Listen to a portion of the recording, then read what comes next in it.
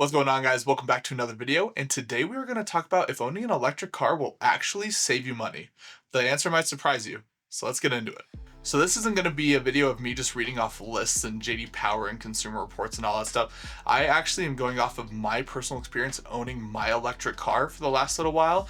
I have just put over 20,000 miles on it, and I crunched all the numbers, and I wanted to relay to you on if it was actually cheaper running an electric car than it was if I just owned a gas car. And I think the answer will really surprise you, because it surprised me when I finally got to breaking the numbers down. I was shocked at just how in some instances, spoiler alert, it might actually be cheaper owning a gas car, and we will get into all of that. So without further ado, let's go break it down. So I own a 2023 Volkswagen ID4 all-wheel drive Pro S, and this car has been actually a very good or pretty reliable car. I've already had to get like 3 things fixed warranty wise, which is, I'm glad I don't have to pay out of pocket, but it kind of sucks that there's already stuff breaking. I even had to get the whole new like steering wheel replaced because the material was already falling apart at 20,000 miles, which is wild. Volkswagen, gotta do better. I was just messing around on my phone and looking at my Electrify America app,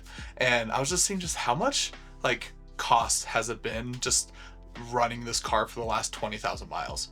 So one thing I want to note right at the start with the Volkswagen ID4, and I believe this also is applied to other cars too, other EVs, is that I get Electrify America charging for free for the next 3 years. So for the next like 2.5 years, I still have free charging in Electrify America.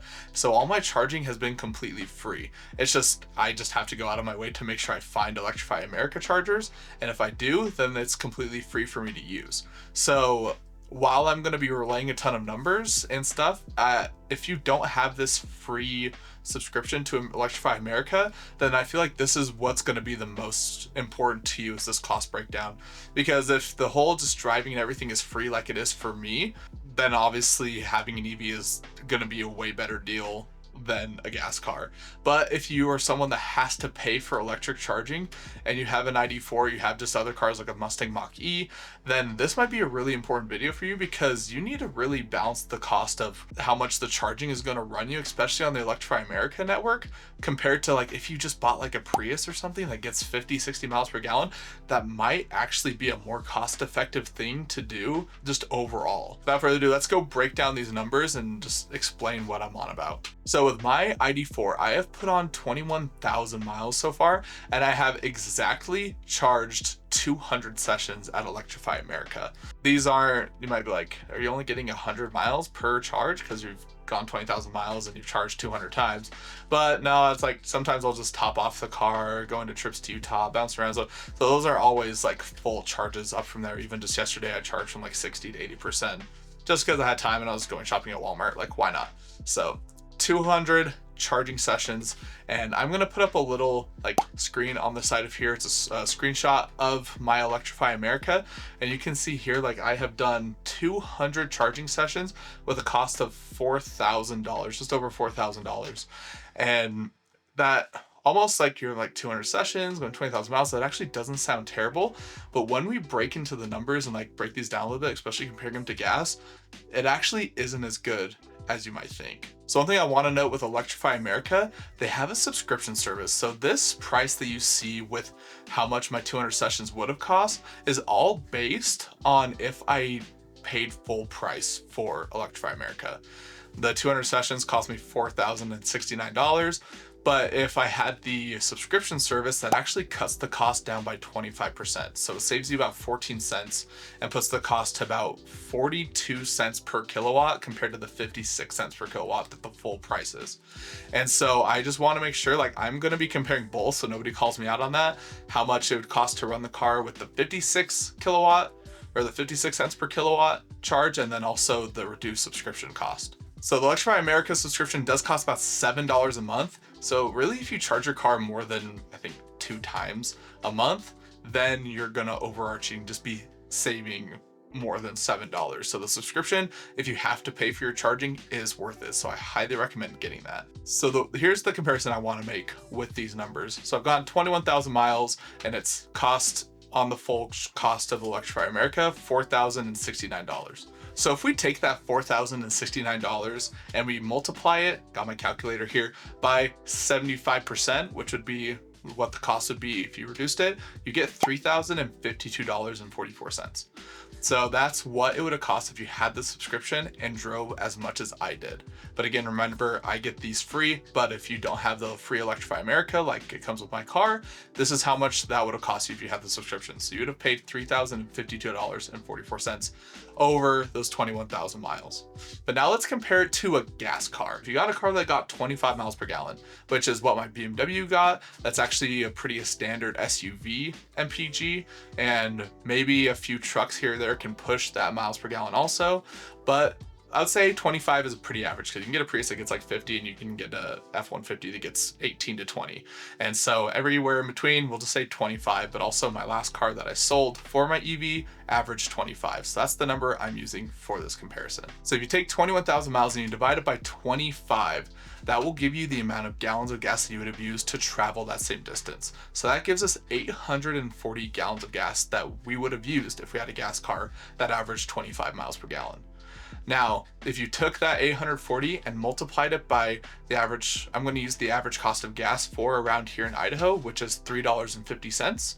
And now again, with gas, it could go down to $3.20 sometimes that I've seen, and it can go up to $3.90, everywhere in between. So $3.50 is the average we're using. So if you take the 840 and you multiply it by an average gas cost of $3.50, you actually get $2,940, which is cheaper than if you paid the discount rate for charging at Electrify America over the last 21,000 miles. So that means if you had a car that got 25 miles per gallon or better, you actually are saving money compared to an electric car, which very much surprised me. I thought electric cars would just be like way more efficient and like just better overall and would be comparative to more fuel efficient cars. But it actually turns out, yeah, if you get a car that gets better than 25 miles per gallon, you're actually more efficient money-wise than an electric car on the Electrify America network specifically.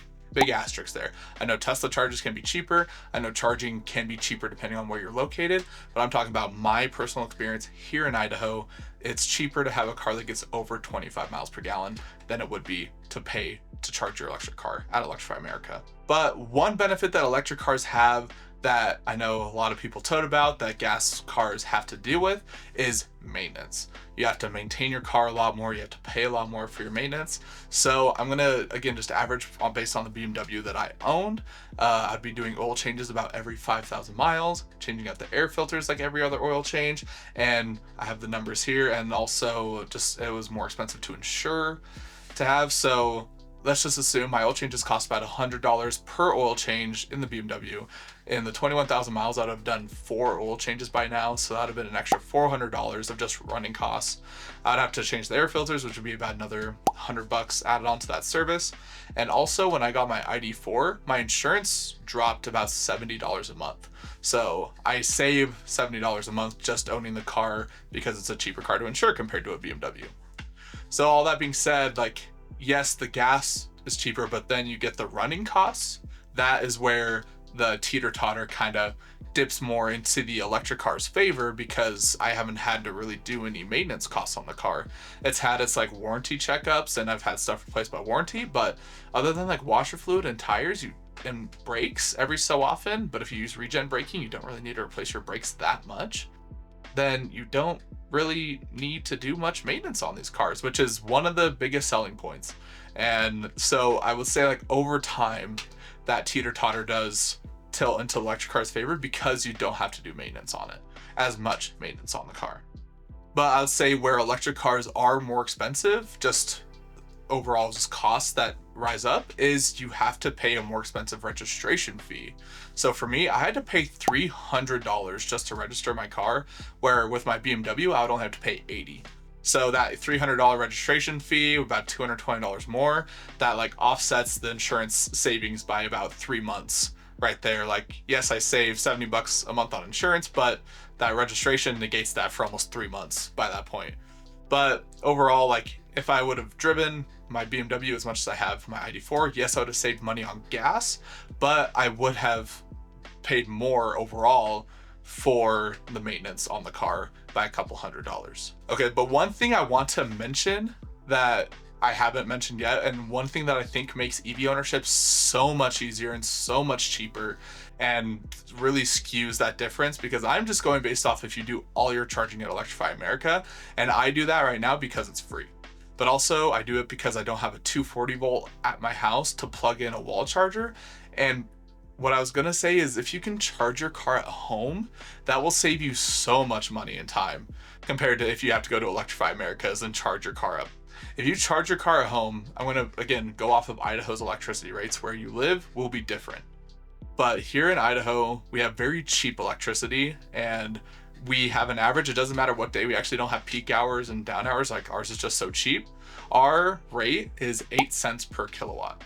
So that means if like every kilowatt that you charge your battery, you're only getting charged 8 cents. And my car is like a 70 kilowatt battery pack. So if I went from almost zero to all the way charged, I would only be spending about $5 to charge the whole car from 0 to 100, which you never charge 100, so 80. So let's say I charge, if I run it pretty low, I'm charging 60 kilowatts. Then that means I'm only paying for like $4.80 of electricity. So that means I'm getting a full like tank of charge for $4. And so if you're someone who can charge your car at home and charge it overnight, and if you're in a place that has like the variable electricity rates, then, and you can charge it at night for a much cheaper rate, then that is where EV ownership, I would say, takes off and like walks away from gas ownership, is if you can charge it at home. But again, right now I'm at a rental. I'm not gonna pay to install a 240 volt if it's a place I'm not gonna stay at. I got quoted like $1,000 to run the electricity and run the thing and get one installed to where I can charge my car. And then I thought, what's the point of having a car to reduce cost if I'm gonna spend $1,000 that offsets that cost to charge it? And I'm okay taking the time just to plug in at Electrify America because I can just run my business from my phone. I can work on my Instagram, respond to comments on YouTube, do all this stuff while the car's charging. It really hasn't put me out much. So I would say, yeah, if you can charge your car at home, that is where electric cars just walk away from gas cars. But if you can have a car like a Toyota Prius, or heck, even like a Lexus 200 CT, which those things are underrated and awesome. Those cars get like 50 miles per gallon. That actually is way cheaper than owning an electric car and having to pay for the charging network. Because if I'm going to Utah and back, I can't charge my car. Like and if I had to pay for Electrify America and also take the trips that I do often, like I do about 300-400 miles of driving down to Utah and back almost every single week. And I live 100 miles away from my job, 100 miles round trip. So I'm driving probably close to about 1,000 miles a week. So I'm going everywhere. And if I had to pay for Electrify America, it'd be so much cheaper for me just to go get a Prius, go get a Lexus CT200, because like I would just be burning through so much money. And again, I calculated all the gas costs based on 25 miles per gallon, but if you got 50 miles per gallon, then you would only be spending close to what, $1,800? Not even that, not even $1,800. You'd be spending about $1,400 over the last 21,000 miles compared to the 3,056 if you charged on Electrify America. That's a huge difference, and that actually offsets the cost of the maintenance and the oil changes and stuff. So in that instance, it's actually cheaper to own a gas car than it is to own an electric car. So there's a lot of variables and a lot of moving parts and a lot of things, but if you're someone that has to rely on the Electrify America network and you have to pay for it, you might actually want to consider dropping the EV and getting a gas car or a hybrid. Get a hybrid. Actually, I'm a person that even though I own an electric car, it only made sense because I get the free charging. If I had to do it again and I didn't have the charging, I would buy a hybrid. And because I feel like hybrid technology is the way to focus on, is the way to go. I know a lot of EV people are not going to be happy that I say that, but hybridization is so much better, and it just doesn't make you get stuck having to sit at chargers every so often. And even I have to do like a 500-mile road trip here in 2 weeks, and I'm only slightly dreading having to sit at the chargers for an extra probably hour and a half on the trip. It is what it is. But I would say focus on getting a hybrid if like you have to pay for the charging network, because you're actually going to be better off and actually save money in the long run. So just to summarize and wrap this all up, there are instances where owning a gas car is cheaper than owning an EV. EVs aren't like the end all be all amazing, like everything that like a lot of the fanboys tote, but it has a lot of benefits, especially if you can get on the thing like I have where it's free charging, the travel's cheap, reduces your insurance, like all that stuff. Like that's what makes this a no-brainer for me in my situation. But if you're someone that has to pay for the charging, I would almost say, yeah, don't get a used Tesla, use whatever. If you don't get free charging, maybe if you get like a 2016 or older, then you can get the free supercharging. But if you can't get that, I would say you're almost better off, like, if I keep mentioning the Lexus 200 CT, because that's just like one that I think is such a cool car, because you get the Lexus styling, but it has the Prius drivetrain in it. So you get a car, and they only cost like the most expensive ones I've seen are like 15 grand or 13 grand. And you can find a pretty average one around like $8,000. So you can spend 8 grand, you get 50 miles per gallon, you get a car that looks like a Lexus, that drives really nice, that's reliable, and you're actually gonna save more money than you would if you bought that Tesla, or if you bought that ID4, if you bought the Nissan Leaf. That is my thoughts on this and just my personal experience. Again, I'm just relaying my personal experience. I'm not going off of anybody else's, literally just mine, breaking down the hard numbers and just doing all of just the calculations. And this is the conclusion I came to. And again, I have enjoyed my EV ownership, but I understand where gas cars are better. And I think it's important to understand where they're better, and we can just apply that to developing EVs and make them better. But I really do think hybridization is the way that things just need to go. I feel like that's the most beneficial thing for most people right now and how just our system works. So I do think we just need to focus on that way more, just as a whole in our whole industry. Yeah, those are my thoughts on the situation. I would love to hear your guys' thoughts too. Let me know down below if you agree with me, disagree. Like, let's just start this conversation. Let's hear it all out. I'd love to hear like your experiences on if you bought an EV and if you actually ended up spending way more money than you expected. I'd love to hear from you. So thank you so much for taking time out of your day to spend with me. I really appreciate you being here, and I hope to see you in the next video. Peace.